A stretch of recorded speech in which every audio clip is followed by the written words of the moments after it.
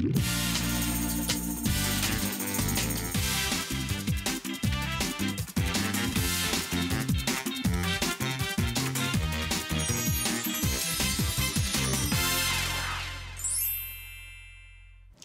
eu convidei para esse nosso bate-papo a Natane Gonçalves. Ela é educadora, diretora de uma escola. Muito boa tarde para você, Natane. Boa tarde. Seja bem-vinda. Obrigada. Natane, vamos lá. A gente sabe que ainda está um pouquinho longe, né, do início das aulas mesmo, que é lá em fevereiro, que a criançada volta a estudar.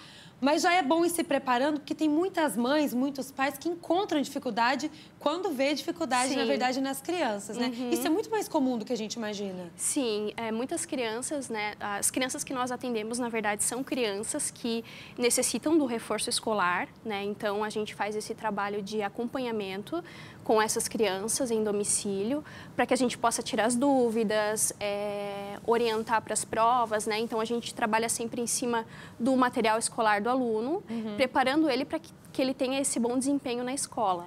E quando a gente fala dificuldade da criança, o que engloba isso? Porque vai muito além apenas da dificuldade no aprendizado. Tem toda uma questão de ambiente, de estrutura, enfim, do que ele está acostumado no dia a dia. Isso envolve também, né? Isso, Então, sempre que a gente começa a atender um aluno, né, pelo reforço escolar, a primeira pergunta que a gente tem que fazer é onde está essa dificuldade?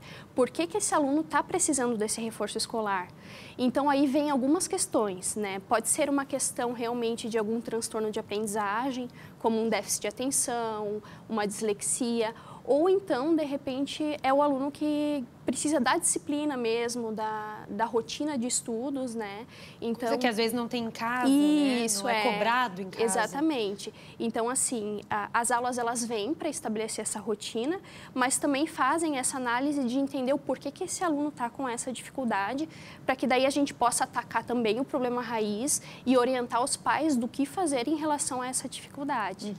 O que existe também, a gente sabe, é um certo preconceito, né, errôneo até, do reforço, com o reforço escolar. Muitos pais falam, não, meu filho não precisa disso, né? Ou então pensando, a escola já basta. Mas, às vezes, isso vem para acrescentar na educação da criança. Enfim, e hoje em dia está sendo muito procurado também. Sim, está sendo muito procurado, porque deixou de ser sinônimo de problemas, né? Porque o reforço, na verdade, ele serve para alunos também que precisam criar rotina, né? Precisam se adaptar a horários. Nem sempre são alunos que têm alguma dificuldade na aprendizagem, mas sim na organização, né? Então, o aluno passa a ter horário para estudar, a gente ensina, a gente orienta de como que ele deve se organizar para os estudos.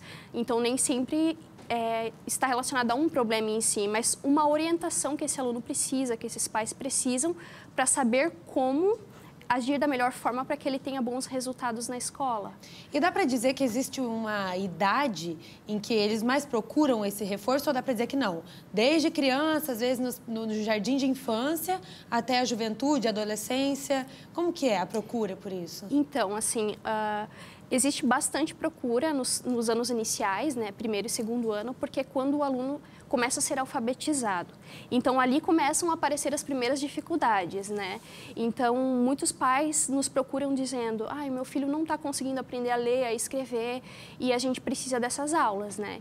Então, ali a gente começa a notar que pode haver algum transtorno de aprendizagem, né? Esse aluno pode ter, como eu falei antes, um déficit de atenção, uma dislexia. Existe uma gama de transtornos que podem estar associados, né? Que daí a gente encaminha para uma psicopedagoga avaliar e fazer um diagnóstico, né? Entendi. Vocês trabalham com vários especialistas associados, isso, né? Desde do professor até um psicopedagogo, talvez um médico, se Exatamente. for necessário. Não é função do professor diagnosticar e tratar o transtorno. A gente avalia, né, para ver se esse aluno tem características de algum transtorno. E se a gente percebe que pode ser o caso, então a gente encaminha para uma psicopedagoga, onde ela vai aplicar testes específicos, né, fazer a avaliação. E se for diagnosticado um transtorno, daí sim ela encaminha para um médico e começa a fazer um acompanhamento para tratar justamente as características desse transtorno. Então, o reforço escolar, ele vai trabalhar o conteúdo da escola, enquanto a psicopedagoga vai trabalhar os problemas do transtorno em si. Do transtorno. Então, são dois trabalhos aliados, né? O reforço escolar mais o tratamento da causa raiz daquele problema. E vocês, claro, o reforço ele é indicado apenas para aquele período, por exemplo, ele está com dificuldade em tal disciplina, né, em determinada série, em determinada, no grau que ele está, no nível, né? Está lá na primeira série da escola, vocês indicam reforço para aquele ano ou pode ser contínuo se ele achar que aquilo está ajudando, enfim, dá para ficar anos fazendo um reforço, por exemplo? Isso depende muito de cada pai, na verdade.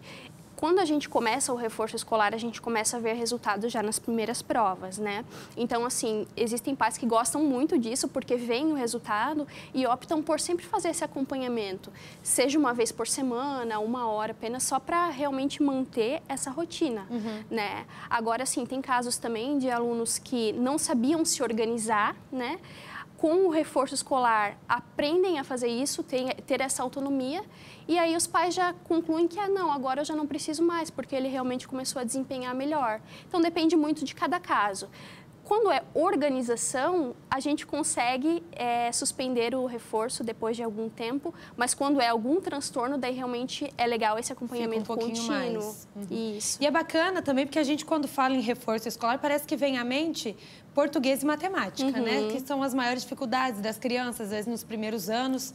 Mas você estava me contando que tem para todas as disciplinas, né? E tem, inclusive, história, geografia, independente da dificuldade daquele aluno, é ali que vocês vão focar a atenção dele. Isso, porque assim, ó, quando uma criança, um adolescente, ele tem alguma dificuldade, essa dificuldade ela pode estar também assim para decorar assuntos, para compreensão de texto. E história, geografia, ciências também tem essa questão da interpretação e de decorar mesmo. Porque o nosso ensino, né, a escola, ela cobra que você decore para aplicar na prova, né? Então, o reforço, ele também faz essa parte de a gente ler o conteúdo de história, geografia, ciências. Muitas vezes, mais do que decorar, é entender, isso, né? Que é isso que, às vezes, eles falam na escola, mas fica... O aluno, às vezes, não sabe fazer isso sozinho, no coletivo. Talvez esse ensino individualizado consiga dar mais atenção para isso também. Isso, porque lá no ambiente da escola, com 30 alunos, normalmente... Às vezes é muito mais difícil para esse aluno entender, sendo uma explicação coletiva, do que quando a gente está apenas com o aluno, porque daí você vai fazer um ensino direcionado para a necessidade daquele aluno, né?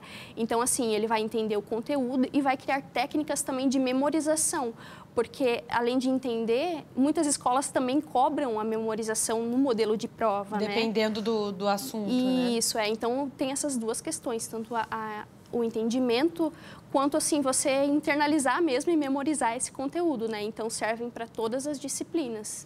Legal, Natane. Obrigada pelo bate-papo e para a gente começar esse ano letivo da criançada aí com o pé direito. Tá, né? joia. Obrigada.